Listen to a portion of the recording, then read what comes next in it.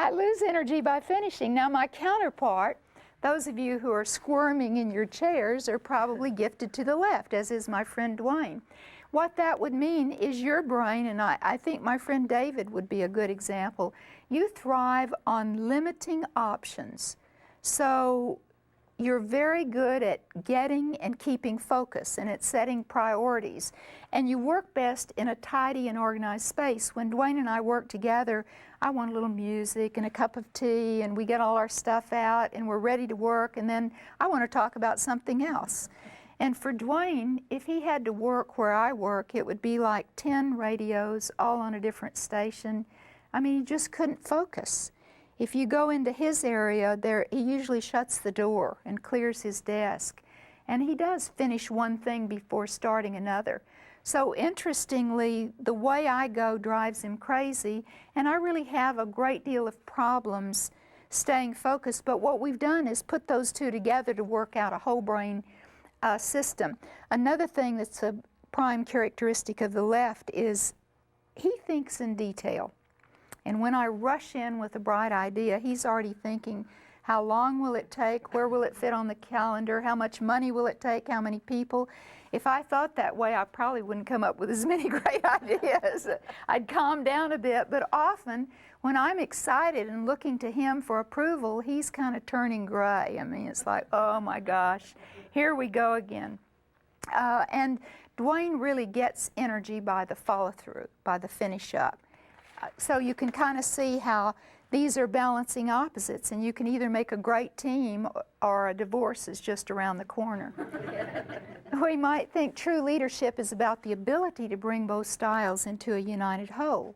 And so don't hear me suggesting that you go away from this saying, hey, I learned I was right brain. So just appreciate that. You know, you're just going to have to adapt. None of us live on an island. And the interesting thing is when we marry, we almost always marry an opposite.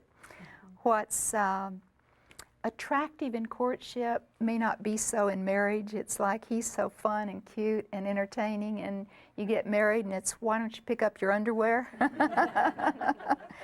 So from that came a book.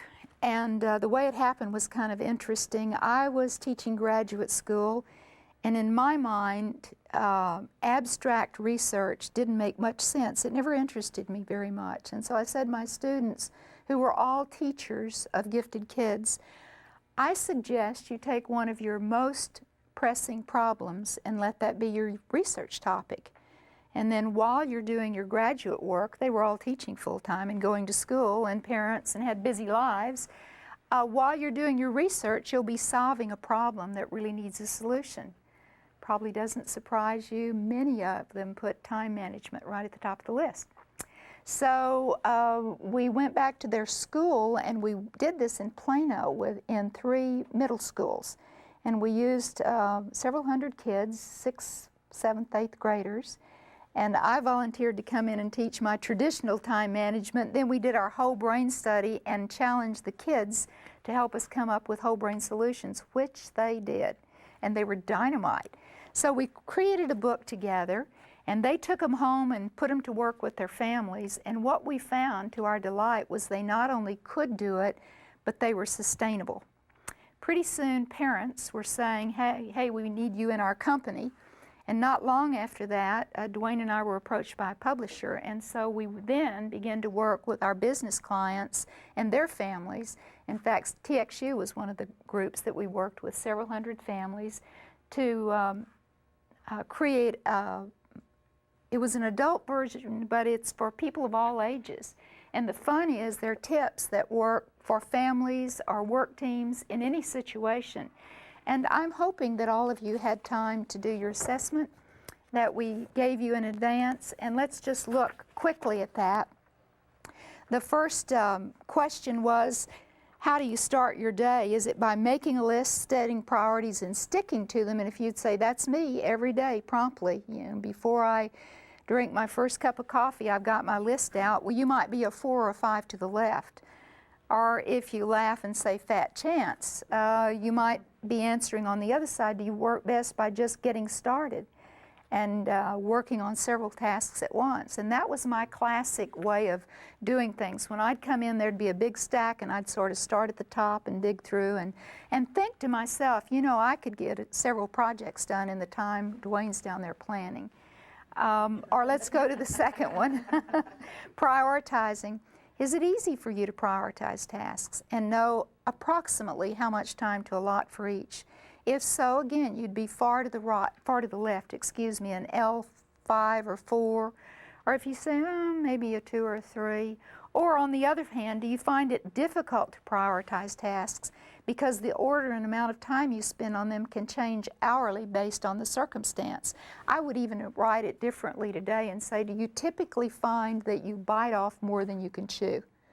Does it seem like, oh, I can do that, and then when you get into it, it seems to grow?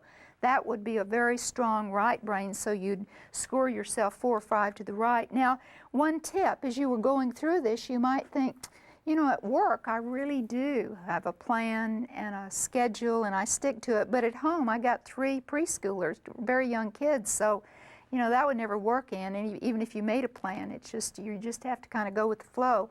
Then you might score on both sides. The whole point of this is to help you get a sense of what's going on, what's your natural gift. And again, how does your brain respond to getting organized and time?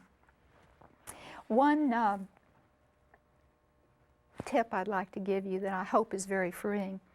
Instead of thinking about any of this as bad habits, because that's the way I used to think, I thought, boy, you need to get your act together. I'd like to suggest that for each of us, what we consider as bad habits is in truth just our giftedness that we're wearing wrong side out. So instead of trying to get rid of it, it's kind of like trying to get chewing gum off the bottom of your shoe. It just keeps popping back. If you think about how can I reinvest it so it works for me, not against me, and that's really the direction we're going to go, and I think you'll find it's a lot of fun.